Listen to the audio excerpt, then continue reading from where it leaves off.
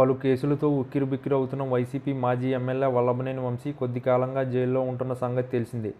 తాజాగా ఆయనపై నమోదైన మరో కేసుకు సంబంధించి విచారణ కృష్ణా జిల్లా ఉంగుటూరు మండలం ఆత్కూరు స్టేషన్లో జరిగింది. దాదాపు 5 గంటల పాటు జరిగిన విచారణలో మొత్తం 36 ప్రశ్నల్ని ఎదుర్కొన్నట్లుగా తెలుస్తుంది. తన అనుచరులతో కలిసి బెదిరింపులకు దిగటం, భూమి అమ్మకాలకు సంబంధించి ఆయనపై వచ్చిన ఫిర్యాదుపై కేసు నమోదు చేశారు.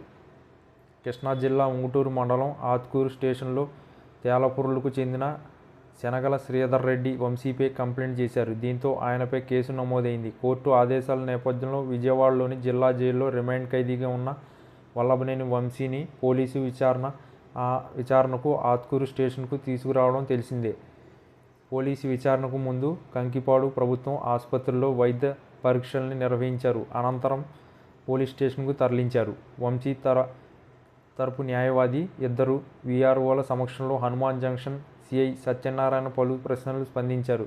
విశ్వసనీయ సమాచారం ప్రకారం 36 ప్రశ్నలు ఎదుర్కొన్న వంశీ ఎక్కువగా తనకు తెలీదు, అవన్నీ తప్పుడు ఆరోపణలుగా తేల్చినట్టుగా చెబుతున్నారు.